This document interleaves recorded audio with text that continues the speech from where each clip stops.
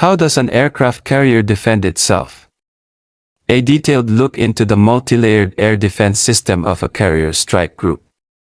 In the vast and dangerous open sea, an aircraft carrier is often referred to as a moving fortress.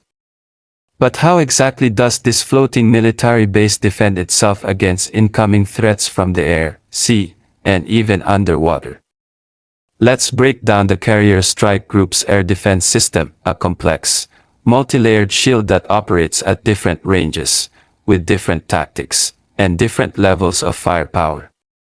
1. Long-range air defense zone, the first line of interception. Far from the carrier, sometimes hundreds of kilometers away, the long-range air defense zone is established. In this area, the first responsibility of interception falls on the carrier's fighter jets. Normally, there are at least 4 fighter aircraft constantly on combat air patrol, CAP, flying in shifts to maintain a persistent watch over the skies. These planes patrol the skies far from the carrier, ready to respond at a moment's notice. Whenever an unidentified aircraft or missile is detected approaching the carrier, the patrolling fighters will be the first to engage, due to their speed, flexibility, and superior engagement range. If the threat is particularly severe or there are multiple incoming enemies, additional fighter jets will be launched from the flight deck. The carrier keeps a number of aircraft on standby at all times for this exact purpose. However, because the long-range air defense zone covers such a vast area, sometimes up to several hundred kilometers, it's impossible to intercept every single target, especially in a large-scale attack scenario.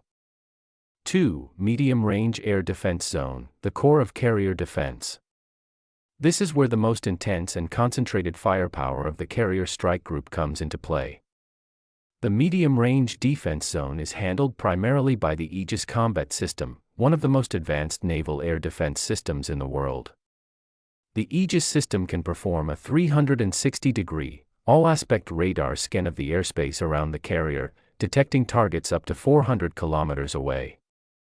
It is capable of tracking up to 400 targets simultaneously, locking onto 150 of them, and guiding missiles to engage 12 to 18 targets at the same time. This data is also shared across the entire fleet via a networked communication system, allowing other ships to coordinate their defense. This zone is designed to deal with a wide range of threats, from aircraft to cruise missiles, and is capable of responding to saturation attacks, massive waves of incoming threats designed to overwhelm defenses. 3. Short-range air defense zone, the last line of defense. Despite all the high-tech systems in place, some enemies will inevitably break through the outer layers of defense. That's where the short-range air defense zone comes in, the carrier's last line of protection. In this zone, close-in weapon systems, CIWS, rapid-firing anti-aircraft guns, and short-range missiles are used to deal with any threats that slip through. This layer is specifically designed to intercept missiles and aircraft within the last few kilometers before they hit the carrier. The reality of combat, it's not turn-based strategy. Unlike video games or turn-based strategy battles, real warfare is chaotic and unpredictable. In a real combat scenario, enemy forces will not attack the carrier politely from one direction at a time. Instead, they will launch multi-directional, multi-platform assaults. Dozens of aircraft, submarines, surface ships, and missiles might attack the carrier group simultaneously from the air, the surface, and even beneath the waves. This is where Soviet military doctrine from the 1960s made a significant impact. The Soviets pioneered the concept of saturation attacks, unleashing overwhelming force in a very short time frame from multiple angles to overwhelm even the most advanced defenses. The Soviet test, 100-plus missiles fired in a single exercise. In 1975, the Soviet Navy conducted a large-scale military exercise where they fired over 100 anti-ship missiles at a single surface target within minutes. This terrifying demonstration proved that even the formidable defenses of a carrier strike group could be breached under the right conditions. This forced the U.S. Navy to continue upgrading its Aegis system to better resist saturation attacks. Modern countermeasures, evolving defense and stealth attacks. Today, Many countries have advanced regional air defense systems capable of effectively countering saturation attacks. At the same time, anti-carrier tactics have also evolved. Modern missiles are increasingly designed with stealth features, using low radar signatures and unpredictable flight patterns to evade detection.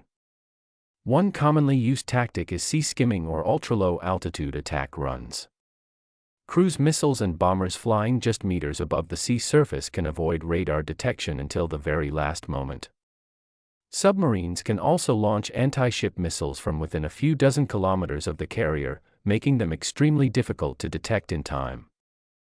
The game changer: ballistic missiles against aircraft carriers. However, the most shocking development in modern anti-carrier warfare is the emergence of ballistic missiles capable of striking moving targets at sea. Traditionally, ballistic missiles were designed to hit fixed land targets.